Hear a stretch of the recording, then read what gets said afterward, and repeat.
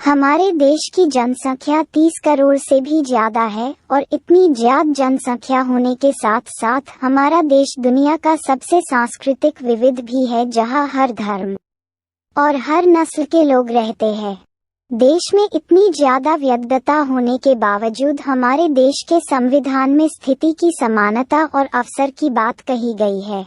लेकिन सही मायने में समानता तभी स्टैब्लिश हो पाएगी जब मुख्य धारा से कटे हुए लोगों को भी देश के प्रशासन और सरकार की महत्वपूर्ण पोस्ट के लिए अपॉइंटमेंट किया जाएगा और 2022 प्रेसिडेंशियल इलेक्शन में हमें बिल्कुल ऐसी ही क्वालिटी देखने को मिली। ऐसी क्वालिटी न सिर्फ हमारे लिए गर्व का विषय है, बल्कि दुनिया के सभी डेमोक्रेटिक कंट्री के लिए ये प्रेरणा का एक स्रोत भी बन सकता है। और बिल्कुल इसी वजह से आज हम आपको हमारे देश के प्रेसिडेंट बनने वाली द्रौपदी मुर्मू की लाइफ और सक्सेस और पॉलिटिकल करियर के बारे में बताएंगे। द्रौपदी मुर्मू का जन्म 20 जून 1958 को ओडिशा के मयूरभंज जिले के बेदापोसी गांव में एक जनजातीय परिवार में हुआ था।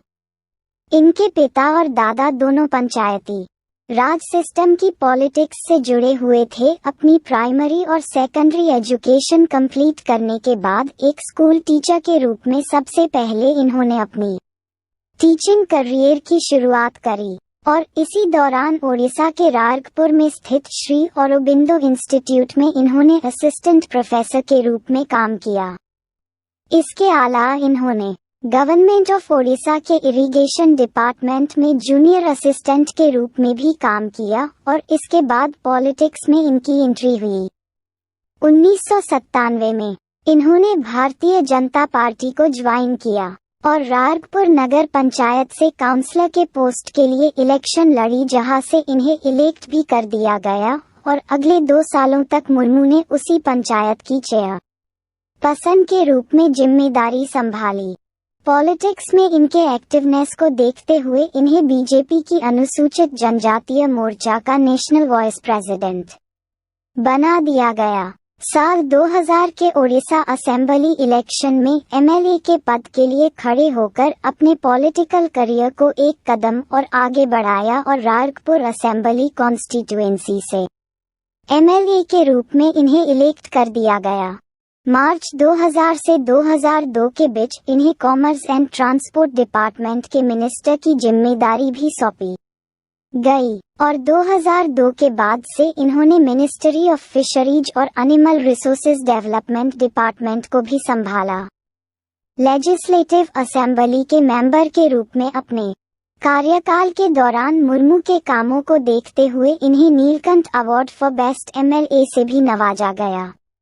इसके बाद 2004 में फिर दोबारा इन्हें एमएलए के रूप में इलेक्ट किया गया। वहीं दूसरी तरफ 2006 से 2009 तक मयूरगंज डिस्ट्रिक्ट के बीजेपी प्रेसिडेंट के साथ साथ बीजेपी अनुसूचित जनजातीय मोर्चा के स्टेट प्रेसिडेंट के रूप में मुर्मू काम करती रही। मुर्मू की पॉलिटिकल लाइफ में सब कुछ सही चल रहा था, लेकिन अचानक उन्हें पर्सनल लाइफ में कुछ बहुत बड़ी परेशानियां आई, जिन परेशानियों ने उन्हें हताश कर दिया।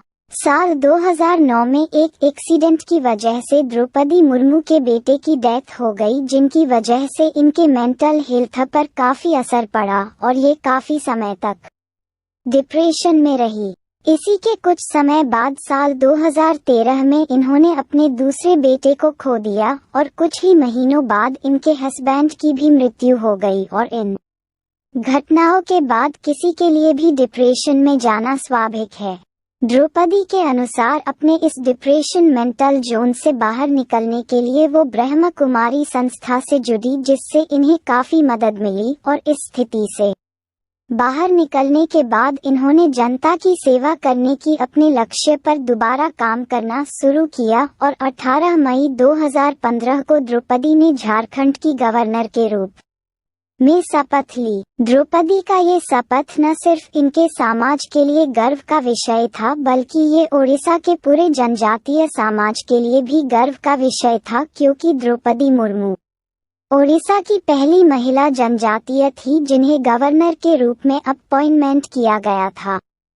इसके साथ ही मुर्मू झारखंड के गवर्नर के रूप में जिम्मेदारी संभालने वाली भी पहली महिला थी।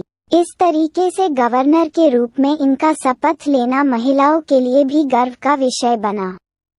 5 साल के टर्म के लिए गवर्नर बनने के बाद मुर्मू ने अपने इस टर्म को पूरा किया। अपने कार्यकाल के दौरान द्रौपदी ने कई ऐसे बिल्स को रेफ्यूज भी किया जिसे झारखंड विधानसभा में अप्रूवल मिल चुका था।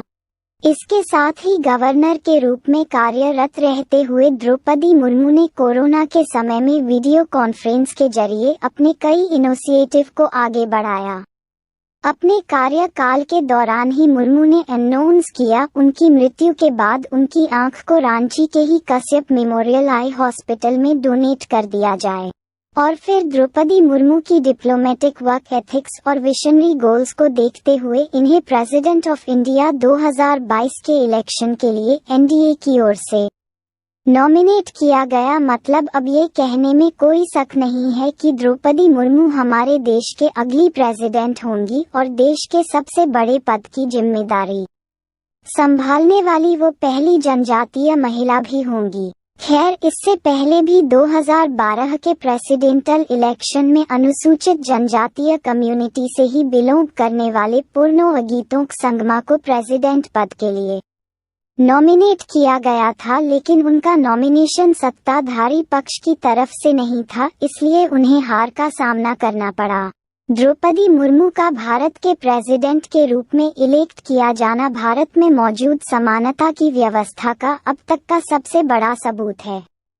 देश के सबसे बड़े पद तक जनजातीय कम्युनिटी की एक महिला का पहुंचना न सिर्फ जनजातीय कम्युनिटी को बल्कि महिलाओं को भी स्ट्रगल के इस दौर से गुजरने के लिए प्रेरित करेगा।